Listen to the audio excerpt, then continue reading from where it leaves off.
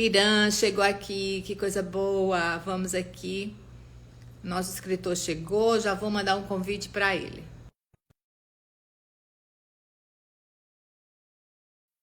Pode entrar, seja muito bem-vindo. Só te aguardando. Apareceu o convite para você na tela, Irã? Qualquer dúvida, pode digitar aqui que a gente vai te ajudando.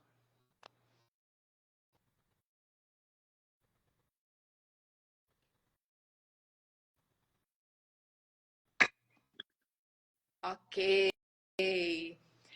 Então, tecla 2 vezes na frente da tela, que aí isso. Perfeito, Sim. maravilha. Que alegria, Irã. Seja muito bem-vindo.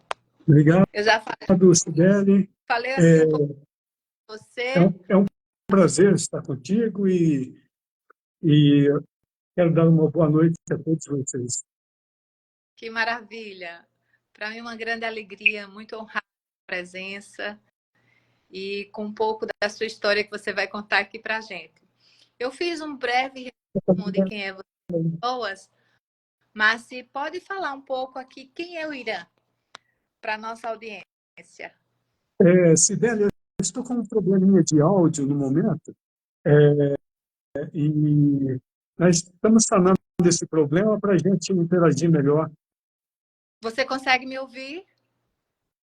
Está com delay, consegue ouvir mais tarde? Eu estou com um certo delay aqui, sabe? Sim. Olha, para mim tá normal, tá? Eu quero que as pessoas comentem aqui. Por favor, Ivone, que acabou de entrar, conta para mim se para você o áudio tá normal. Porque para mim eu estou ouvindo perfeitamente, inclusive estou te ouvindo perfeitamente. E eu quero saber se é só para o Irã que está aparecendo esse delay ou se é para vocês também. Acho que você vai conectar de novo. Ó, Vamos sair e conectar novamente. Irã, para as pessoas está normal. Então podemos continuar? Perfeito. Vamos ligar e entrar de novo. Tá Eu bem? vou, Sibeli, eu estou tendo dificuldade mesmo, eu estou ouvindo com um certo delay. Eu vou sair e retornar, e aí acho que a conversa flui melhor. Perfeito, perfeito. Perfeito? Tudo pode sair. Boa noite, quem está chegando. Então, o Irã saiu, que estava com um pouquinho de problema no áudio dele, mas ele vai voltar aqui para a gente continuar a nossa conversa. Já vou mandar outro convite para ver se a gente consegue continuar. Oi, você está me vendo agora? Perfeitamente. Sua voz Perfeito. está perfeito para você? Tá. O problema parece que foi sanado. É próprio de um marinheiro de primeira viagem, né? A primeira vez que eu vivencio isso. Então, é natural que a gente cometa algumas trapalhadas, né? Mas eu estou à sua disposição e para qualquer indagação referente àquilo que está em pauta. Maravilha. Você me perguntava antes a respeito de alguma coisa relacionada com a minha biografia, Eu com quero a minha saber, história. eu quero que você conte um pouquinho para as pessoas quem é o Irã. Eu sou aquele que não consegue responder aquela pergunta, quem sou eu? Nós temos assim uma certa ideia muito superficial, né, do que a gente representa, porque nós somos um processo. Eu me percebo como uma questão em aberto, né? Então é difícil a gente falar do que a gente realmente significa, porque nós estamos sempre em curso, em andamento, né? Mas o Irã, que é mais capturável, né, por essa abordagem assim mais superficial, ele poderia ser identificado como uma pessoa que veio do estado de São Paulo, mais especificamente de São José do Rio Preto, minha cidade natal, e é velho o suficiente para omitir a sua idade. Mas eu deixo uma dica, eu já enterrei 6 papas. E o Francisco que se cuide. Então, mas eu gostaria, se possível, Sibeli, que você conduzisse essa conversação porque eu não estou nada familiarizado, né, com esse estado de coisas. Ah, Então, se você pudesse fazer algumas indagações mais pontuais, né, nós estaríamos a perfeita, à sua inteira disposição. maravilha. Eu achei você me fez rir agora com essa referência aí do enterrei alguns papas, né? Por conta, o pai fazia muito essa brincadeira, né? Os amigos iam morrendo, e eu, nossa, tá, eu tô matando todos os amigos, quando todos pensavam que eu ia, quem está indo são eles. Você me fez lembrar agora essa história. Mas, enfim, o que eu gostaria que você trouxesse aqui para a gente, que geralmente é uma das maiores curiosidades nossa, tanto quanto leitores, como também escritores, é saber como é que começou essa escrita literária na sua vida, nessa poesia, né? Quando que apareceu para você esse Irã com essa necessidade de transbordar no papel os seus atravessamentos? Eu, eu, eu correlaciono essa atividade literária a, a um desejo que parece que é universal em todo ser humano, né? De procurar quebrar a lei da impermanência. Ou seja, nós parece que temos uma certa vocação para a perpetuidade, né? Existe uma certa contradição. Ao mesmo tempo que nós estamos sob a lei da impermanência, ou seja, tudo flui, panta rei, como dizia o Heráclito, né? Ninguém se banha duas vezes no mesmo rio. Ao mesmo tempo existe aquela impulsividade que parece que nos compele a nos perpetuarmos em algo, né? E eu acho que a escrita, ela literalmente cristaliza esse processo e confere a gente uma certa paz de espírito, né? Então, é uma maneira, pelo menos, da gente minimizar essa inconstância, ou essa sensação desprazerosa de sermos hospedeiros de uma inconstância. Maravilha. Então, é difícil a gente pontuar no tempo aquele começo, aquele pontapé inicial, né? Aqui no Vertiginantes, por exemplo, eu tenho um pensamento que seria talvez aquele que me convida a desenvolver e a levar a efeito esse projeto. É um pensamento de 1972. Eu vou partir. Para que viver para chorar? Eu vou dormir num leito triste de olhar. Esse é um pensamento que eu extraio de uma letra, de uma música minha, em que eu participei de um festival de música popular brasileira em São José do Rio Preto, a minha cidade natal, né? E eu falei assim, eu acho que a partir daquilo que eu coloco nas minhas composições, eu poderia ampliar o repertório dos meus escritos, né? Mesclando aquilo que provém da espontaneidade de um pensamento, que poderia ser categorizado como poético ou filosófico, com as letras de composições musicais. Então eu comecei com este pensamento extraído da canção Zero à Esquerda, que foi uma canção que eu inscrevi no segundo Festival de Música Popular Brasileira da minha cidade.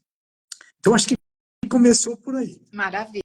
E é interessante, né? Porque eu acredito que todas as suas escolhas levam muito uma pessoa à escrita, né? Porque você é filósofo, você é do direito. Se eu errar, por favor, me corrija. Eu acredito que não tem como. Você tá tudo muito ligado, né? Todas as suas escolhas, se é escolha, né? Eu acho que é muito de você mesmo. Então, tudo isso é ligado, tudo leva muito à escrita, né? Inclusive, eu vejo que o seu livro Vertiginâncias, que vamos falar sobre ele, é um livro de pensamentos poéticos, né, e filosóficos, mas eu fiquei imaginando um texto seu em prosa, né? Porque eu imagino que deve ser de uma riqueza, com tanto de divagações, né? Por tantos ambientes que todos levam a essa inspiração, a escrita, né? A esse respeito, se você me permite, eu tenho um livro que já estaria no prelo, né, usando do jargão das pessoas desse meio literário, em que eu procuro assim trazer à baila tudo aquilo que eu experienciei ao ensejo do meu primeiro júri. A minha primeira sustentação na tribuna do júri foi em São José do Rio Preto, em 1982, ano de Copa do Mundo, né? E aquilo foi tão marcante que eu estou tentando verter neste livro que já está no prelo. Eu estou dando um título provisório de Reminiscências do meu primeiro júri. Quer dizer, seria um texto mais narrativo, Sim. ao contrário deste aqui do Vertiginantes, em que eu trabalho mais no plano da lírica ou da filosofia, né? Sim. Mas aquele seria mais prosa, mais narrativo, né? Teria mais ou menos essa feição. Maravilha. E como é que é o teu processo de escrita, Irã? Como você começa, termina logo, ou você vai deixando fluir? Compartilha isso. Eu sou alguém que talvez possa ser modéstia às favas, considerado polímata, no sentido de vivenciar experiências de campos bem diversos, né?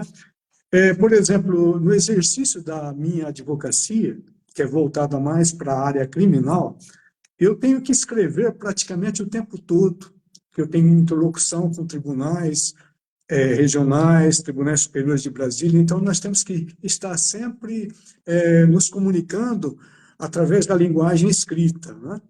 Só que, a respeito do que você me indaga, eu me sinto mais à vontade de falar da escrita das minhas composições, em que aparece primeiramente a melodia, Sim. que de per si já sugere o tema, né? Então, quando a tal ou bendita inspiração vem para o compositor,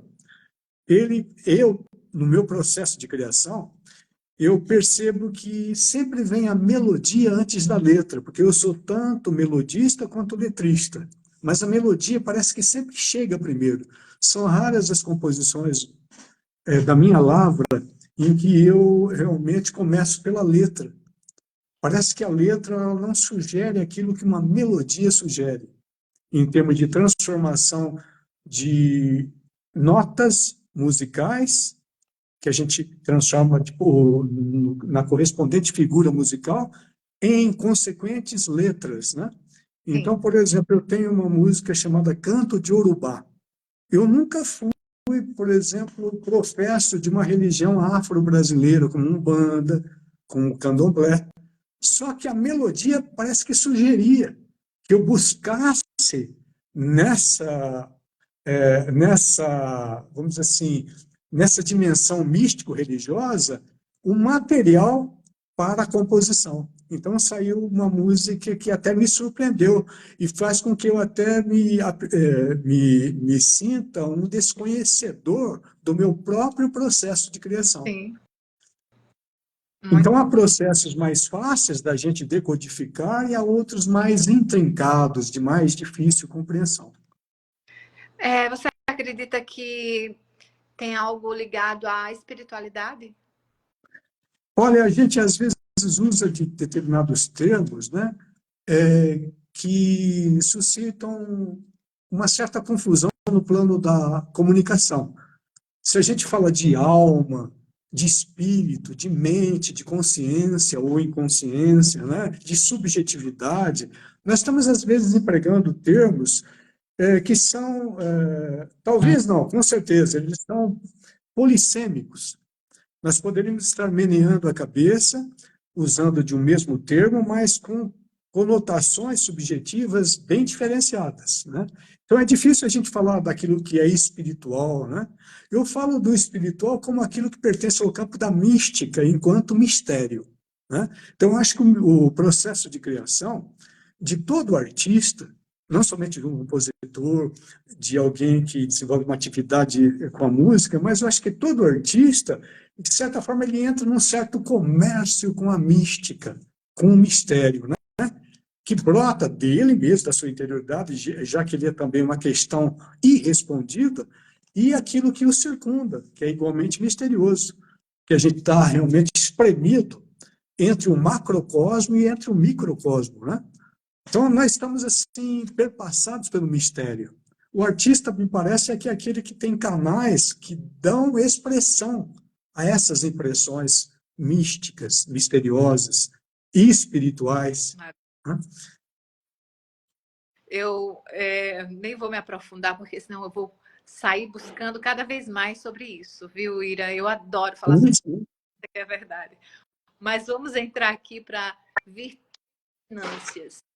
Eu quero que você conte como é que foi esse livro, como é que você uniu, selecionou poemas, esses pensamentos, para trazer para essa obra.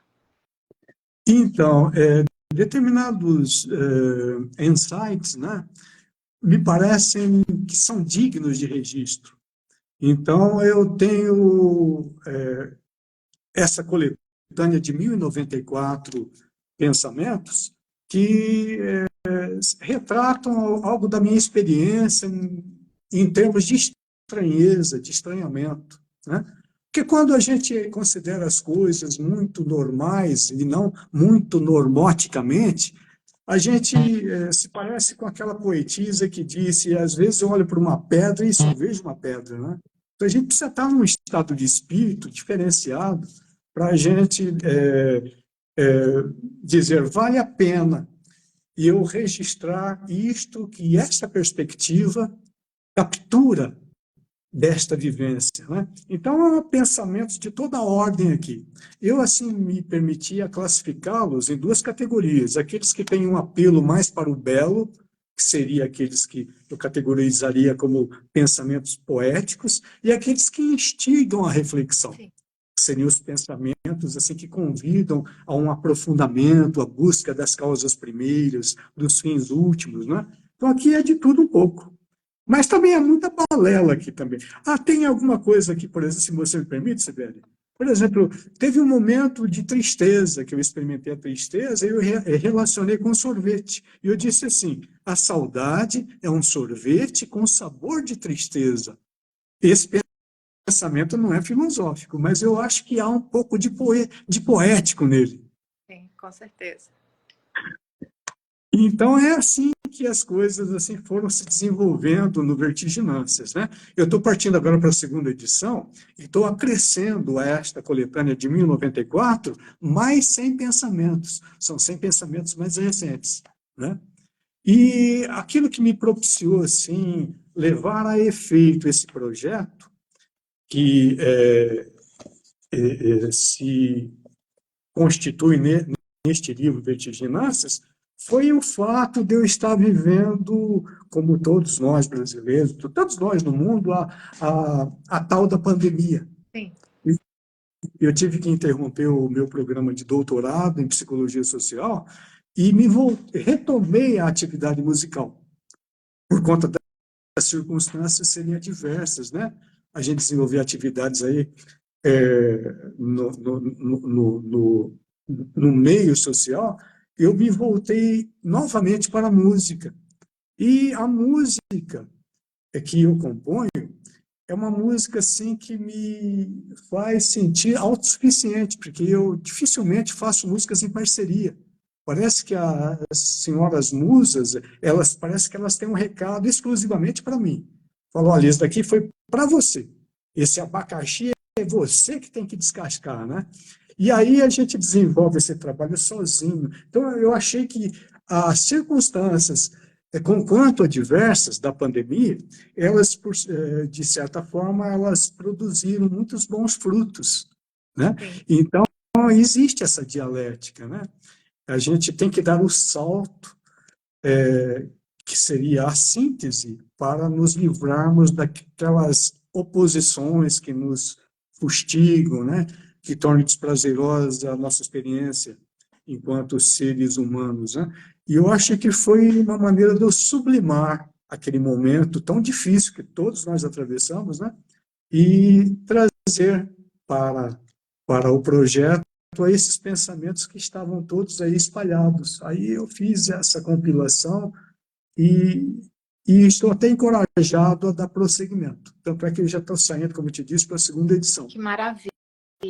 Essa primeira edição saiu em qual, Irã? Desculpe? A primeira edição saiu em Em qual editora? qual ano?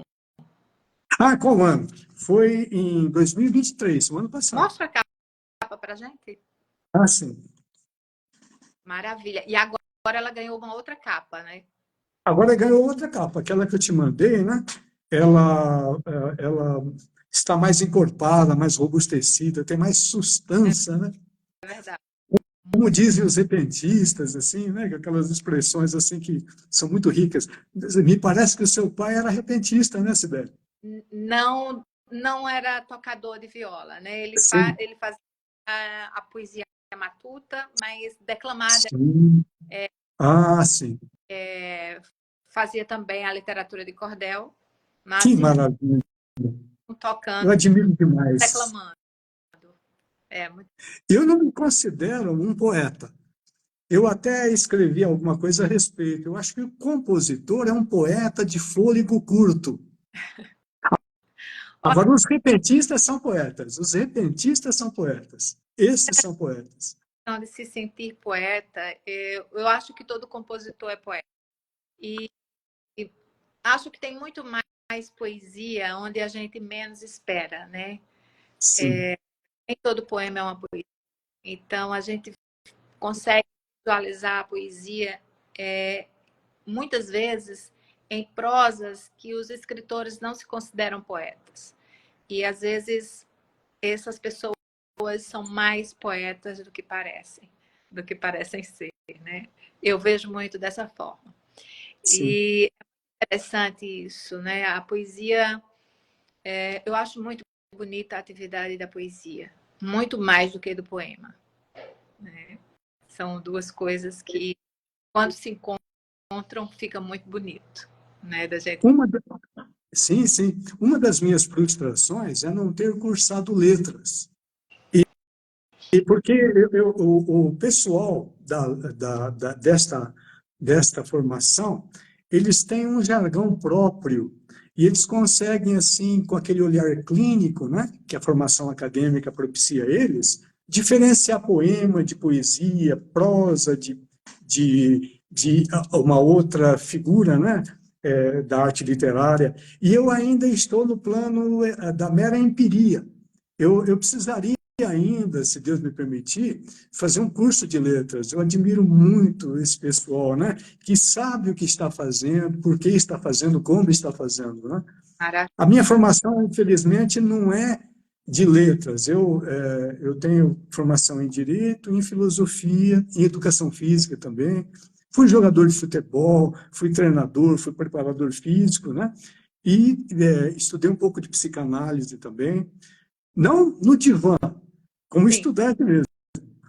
Embora todo psicanalista também precise, né, de certa forma, ficar na horizontal para ele poder realmente resolver os seus conflitos, né, muitas vezes num plano inconsciente. Mas, como eu te disse, eu gosto muito do convívio com o pessoal das letras e é um prazer estar aqui com vocês. Que maravilha. Irã, mais uma curiosidade que depois que eu fiz o post apresentando sua obra, algumas pessoas me chamaram no direct para saber o porquê que você colocou o título de Vertiginâncias no seu livro. Sim, a Vertiginâncias, eu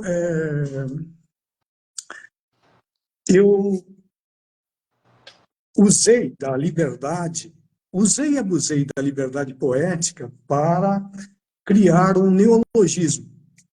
É uma expressão que eu próprio cunhei, pegando duas palavras, uma palavra e um sufixo.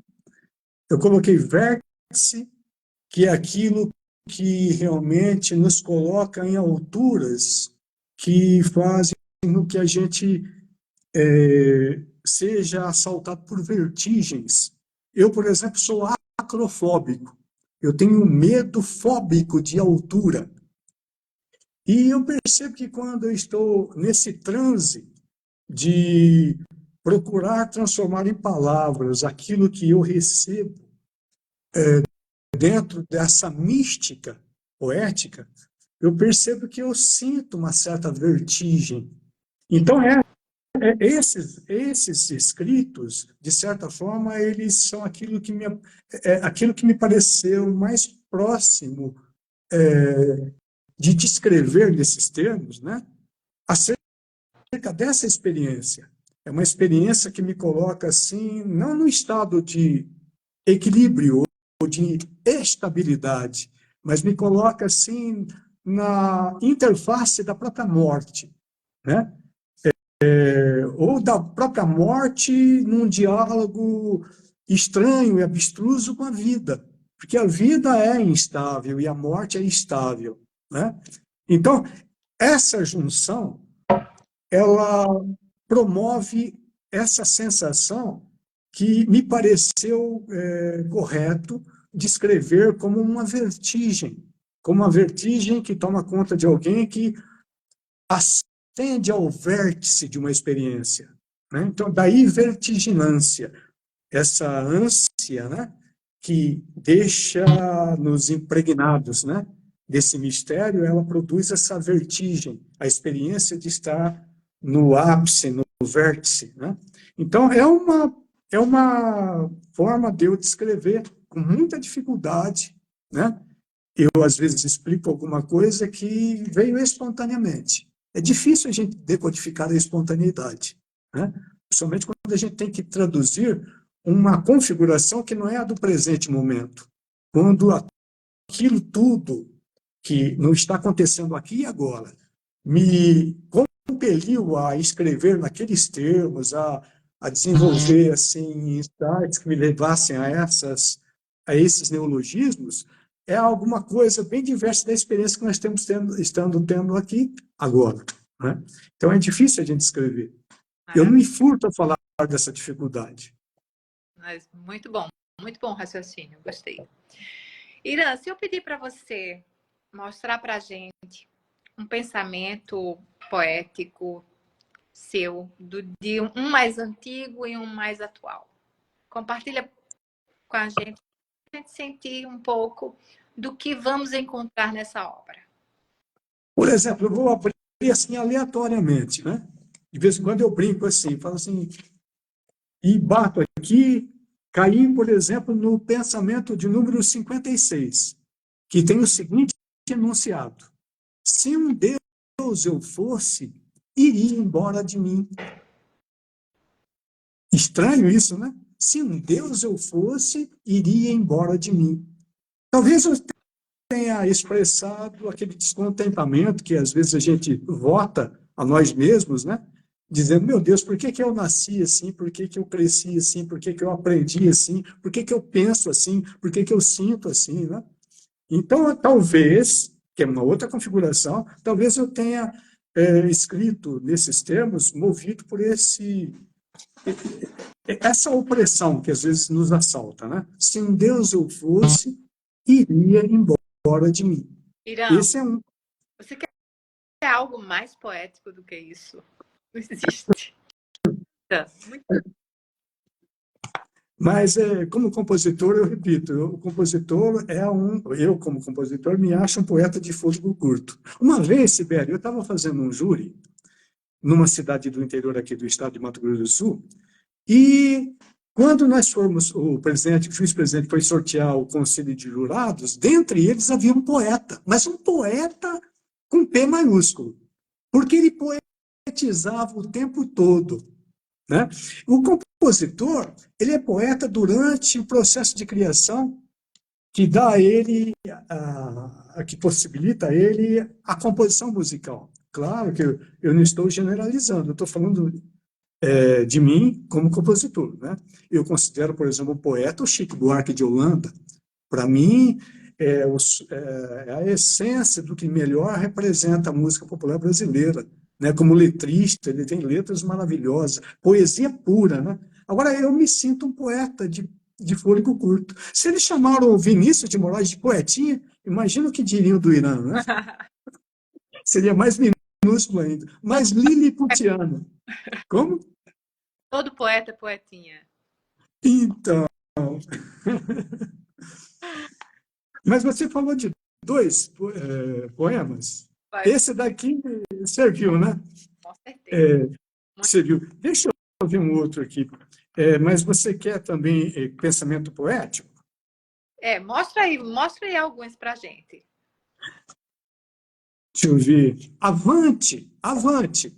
E a verdade é sempre penúltima. Esse é um pensamento que eu coloquei número 326. A verdade. Avante, que a verdade é sempre penúltima. Que a gente nunca alcança a verdade na sua plenitude, né? Então, nós somos sempre um passo aquém daquilo que a gente gostaria de calçar, né? De atingir, de colimar. Então, a verdade é sempre penúltima. Esse daqui me parece um pensamento mais filosófico do que poético, né? Porque ele suscita uma certa ele suscita uma reflexão, né? Ele não nos convida apenas à contemplação do belo, mas ele nos convida a prosseguir no caminho reflexivo, né? Seja lá qual for o tema, porque eu acho que todos os temas são dignos de uma reflexão mais aprofundada. Com certeza, sem dúvida. Quer compartilhar mais um? Ah, sim, vamos ver. À vontade. Nada é tão visceral quanto a nossa própria historicidade. Isso é profundo. Porque nós somos história, né? Nós somos a cristalização de tudo aquilo que a gente vivenciou, né? Então, a gente sente isso antes mesmo de pensar sobre isso, né? Sim. Aquilo que o Schopenhauer, por exemplo, trabalha muito naquela obra Metafísica do Belo, né? Quando ele fala da corporeidade como aquela instância do ser humano que primeiramente se encontra com a realidade circundante. E muitas vezes, dentro de um plano mais solipsista, com o seu mundo subjetivo, que é tão infinito quanto aquele que a gente aponta com o dedo aqui fora, né? Então, nada é tão visceral quanto a nossa própria historicidade, também seria um pensamento de cunho mais filosófico também. Sim. Convidaria uma reflexão. Convida para pensar, para ler e pensar bastante, né? É um livro que com certeza leva o leitor a refletir muito. É um livro que demanda de tempo. Não adianta ler por ler, né? Verdade. Não só os pensamentos mais filosóficos, como os pensamentos mais poéticos, né? Sim, sim, sim. Para o primeiro que você trouxe para a gente, o mais poético, você disse um mundo de coisas, em tão poucas palavras, né? E isso é uma das qualidades mais lindas que tem a poesia, né? O poeta conseguir falar tanto com tão poucas palavras, né? Isso é muito lindo. Parabéns para você, Irã. Obrigado. Quando é que a gente vai poder ter essa obra em mãos? Está previsto para sair quando? O editor, ele falou que daqui mais ou menos uns 2 meses, dentro de 2 meses, nós teremos já a segunda edição, né? Agora, com relação àquela que eu lhe falei, que é a reminiscência do meu primeiro júri, eu estou ainda naquela fase de lapidação, né?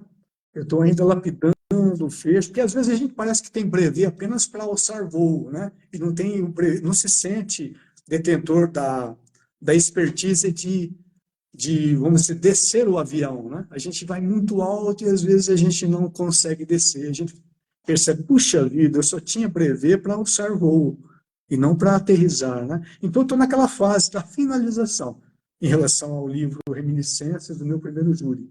Agora, esse daqui, segunda edição, com mais 100 pensamentos, deve sair daqui mais ou menos uns 40 dias. E a gente entra em contato contigo E vamos ver se a gente teria outra oportunidade, né, de conversarmos sobre sistemas tão agradáveis, né? Com certeza, com certeza. Quero trazer vídeo de leitura logo, logo para vocês, assim que eu tiver com o livro em mãos. Vamos trazer também comentários sobre essa obra. Vamos estar aqui, com certeza, divulgando assim que a obra estiver disponível para compra, né? E em uma oportunidade, vamos conversar mais uma vez, trazendo o Irã aqui para que vocês conheçam um autor brasileiro que merece ser lido em vida. É uma experiência incrível para nós, quanto leitores, poder hoje, com o acesso da internet, da rede social, tanto conhecer mais sobre o autor, como também saber o que existe por trás dessa obra, né? Sobre a história por trás desse livro, e o autor à frente dele, né? Que eu acredito muito, e o autor está à frente de sua obra, e precisamos conhecer, precisamos saber os porquês, né? E trazer essa intimidade do leitor com o autor. Isso é incrível, é uma conexão que hoje a gente tem condição de fazer. Os meios, né, a internet nos permite isso como nunca havia permitido antes. Então, leiam e logo, logo vamos ter aí o livro disponível, adquiram, né? Comecem a segui-lo em suas redes sociais, no Instagram, no Facebook, que ele está mais presente, mas está lá como Irã Costa. Então, sigam, acompanhem o trabalho dele, vale muito a pena, tá? Compartilhem essa live, para que as pessoas possam conhecer um pouco dos seus pensamentos. E é isso. Irã, compartilha só mais um. Escolhe um poeta. Deixa eu caprichar rapidamente nesse finalzinho. Espera um pouquinho só. Joia. Osnildo, saudades. Sandra Chaves está dando parabéns. Obrigada, Sandra. Muito bem-vinda.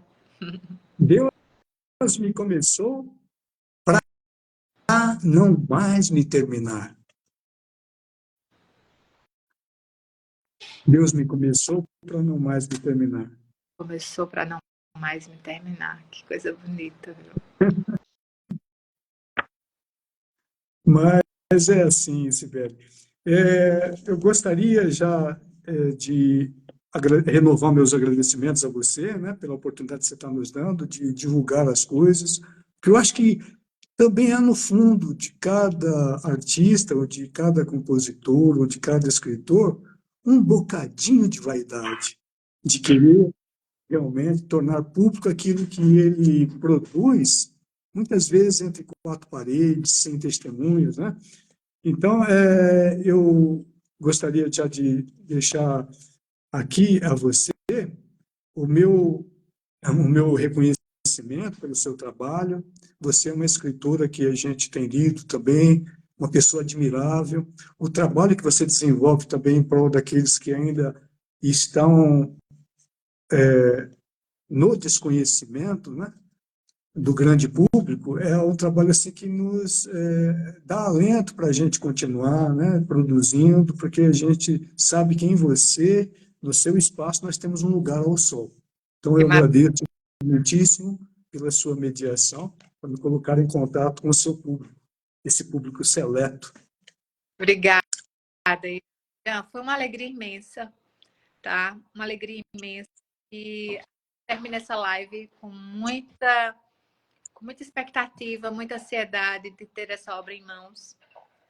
E eu termino repetindo mais uma vez o pensamento riquíssimo, diz tanta coisa. Minha gente, Deus nos começou para nunca mais me terminar. Que coisa linda. Que lindo. Fazia muito essa coisa. Que prazer conhecer você. Gente, muito obrigada a todos e todas que estiveram com a gente. Muito obrigada, Irã. Foi um prazer imenso. Espero conversar com você em breve. Grande abraço. Obrigado. Prazer foi tudo meu. Até mais.